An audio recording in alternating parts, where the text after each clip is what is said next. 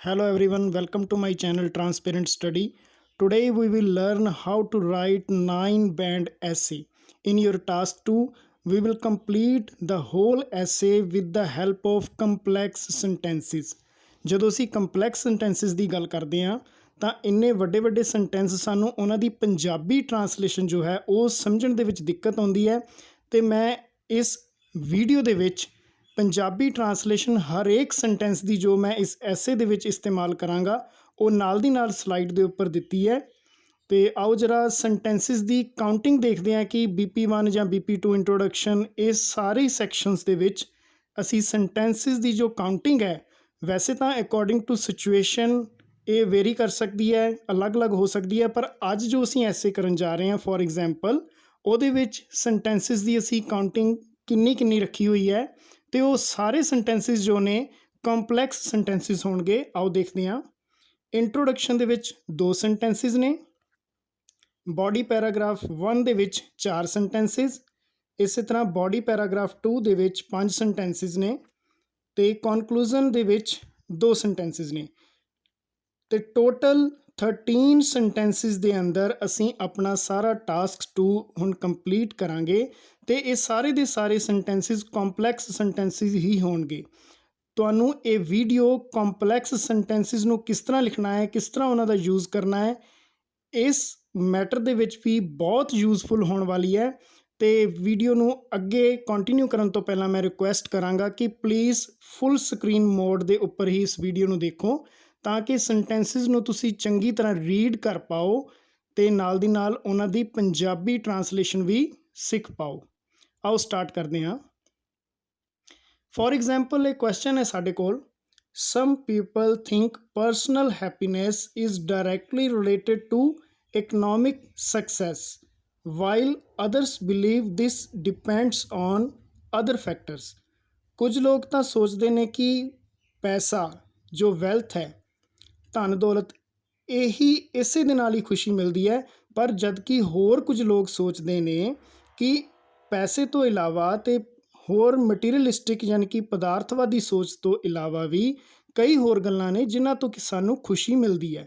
ਤੇ ਇਹ ਦੋਵੇਂ ਪਹਿਲੂ, ਦੋਵੇਂ ਆਸਪੈਕਟ ਅਸੀਂ ਡਿਸਕਸ ਕਰਨੇ ਨੇ। ਬਹੁਤ ਈਜ਼ੀ ਹੈ। BP1 ਦੇ ਵਿੱਚ ਪਹਿਲਾ ਆਸਪੈਕਟ ਯਾਨੀ ਕਿ ਅਰਨਿੰਗਸ, ਪੈਸੇ ਦੀ ਗੱਲ ਨੂੰ ਅਸੀਂ ਇਲੈਬੋਰੇਟ ਕਰ ਦੇਵਾਂਗੇ, ਐਕਸਪਲੇਨ ਕਰ ਦੇਵਾਂਗੇ।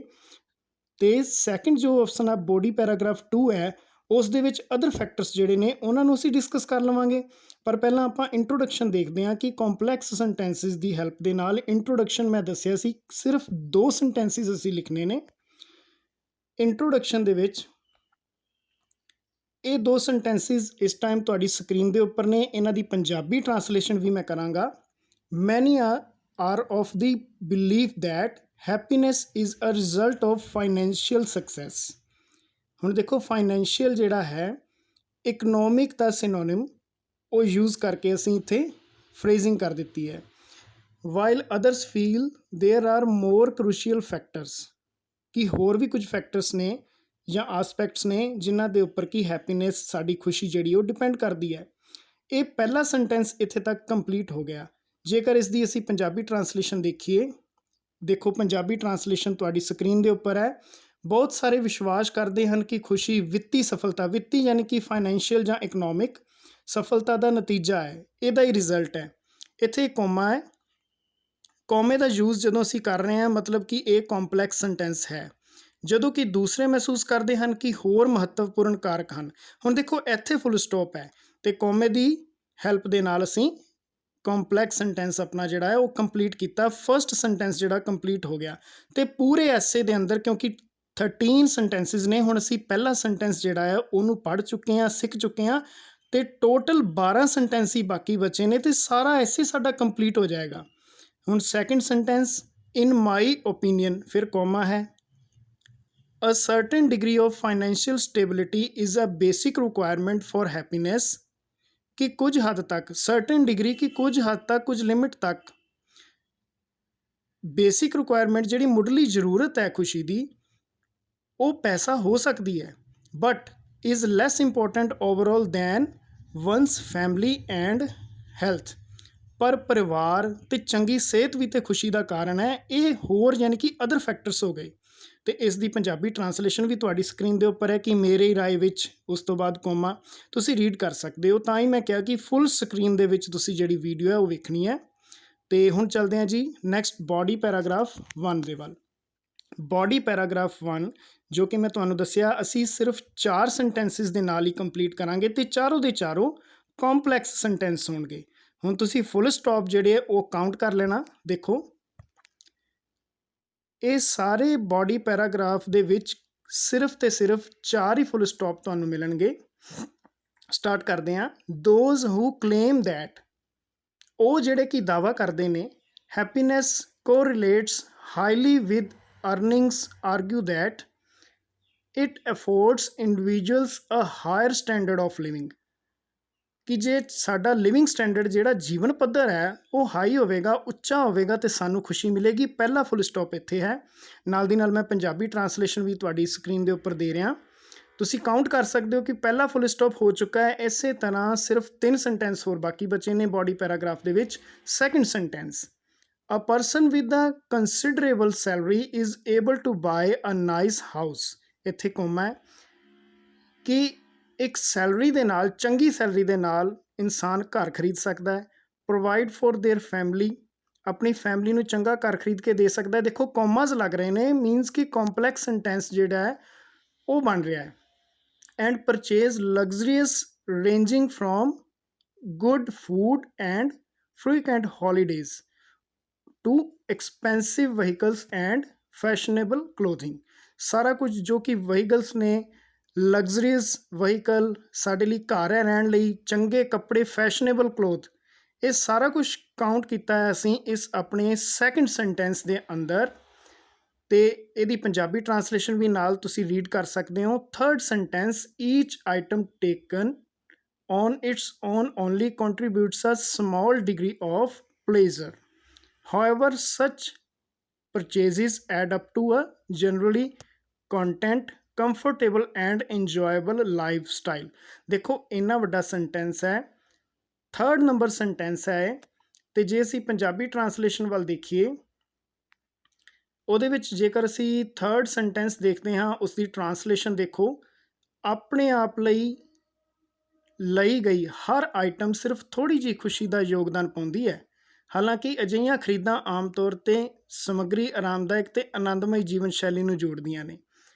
ਕਿ ਖੁਸ਼ੀ ਤਾਂ ਮਿਲਦੀ ਹੈ ਆਪਣੇ ਵਾਸਤੇ ਜਦੋਂ ਅਸੀਂ ਇਹ ਧਨ ਦੌਲਤ ਪਦਾਰਥ ਇਕੱਠਾ ਕਰਦੇ ਹਾਂ ਜਾਂ ਖਰੀਦਦੇ ਹਾਂ, ਪਰ ਕਿਸੇ ਹੱਦ ਤੱਕ ਥੋੜ੍ਹੀ ਖੁਸ਼ੀ ਮਿਲਦੀ ਹੈ। ਅਤੇ ਲਾਸਟ ਸੈਂਟੈਂਸ ਜਿਹੜਾ ਹੈ ਸਾਡਾ, if a person is inclined to equate pleasure with happiness then there is a legitimate, ਇਹ ਲੈਜੀਟੀਮੇਟੇਟ ਹੈ ਜੀ ਜਾਇਜ਼, legitimate argument to be made for the pursuit of happiness being the pursuit of money.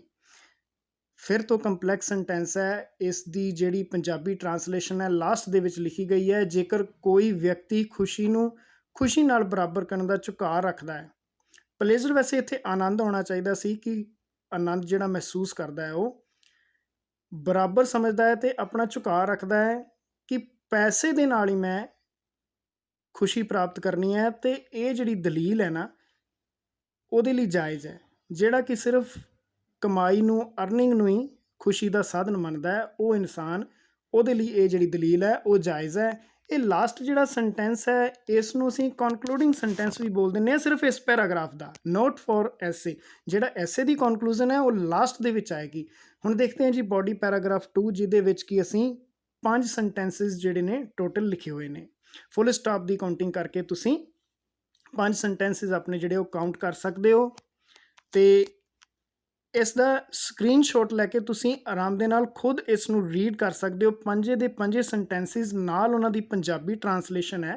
ਹੁਣ ਜਿਸ ਤਰ੍ਹਾਂ ਮੈਂ BP1 ਪੂਰਾ read ਕਰਕੇ ਤੁਹਾਨੂੰ ਦੱਸਿਆ ਹੈ, ਉਹਦੇ ਵਿੱਚ ਸਾਰੇ ਸੈਂਟੈਂਸਸ ਦੀ ਪੰਜਾਬੀ ਟਰਾਂਸਲੇਸ਼ਨ, ਵਰਡ ਮੀਨਿੰਗ, ਸਾਰਾ ਕੁਛ ਉਹਦੇ ਵਿੱਚ ਅਵੇਲੇਬਲ ਹੈ। ਤੁਸੀਂ ਇਸੇ ਤਰ੍ਹਾਂ ਬੋਡੀ ਪੈਰਾਗ੍ਰਾਫ 2 ਦਾ ਵੀ ਸਕਰੀਨਸ਼ਾਟ ਲੈ ਸਕਦੇ ਹੋ ਅਤੇ ਆਪਣੇ ਨੋਟਸ ਜਿਹੜੇ ਨੇ ਉਹ ਪ੍ਰਿਪੇਅਰ ਕਰ ਸਕਦੇ ਹੋ। ਅਤੇ ਲਾਸਟ ਦੇ ਵਿੱਚ ਕਨਕਲੂਜ਼ਨ ਦੇ ਵਿੱਚ ਸਿਰਫ 2 ਸੈਂਟੈਂਸਿਸ ਨੇ। In conclusion, happiness depends more on one's relationship with their family and physical health rather than financial success.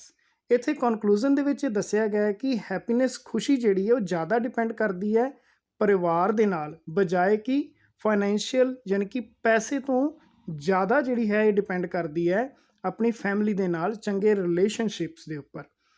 ਤੇ ਲਾਸਟ ਸੈਂਟੈਂਸ 13ਵਾਂ ਸੈਂਟੈਂਸ ਹੈ, there are naturally exceptions as happiness is subjective and can be defined differently.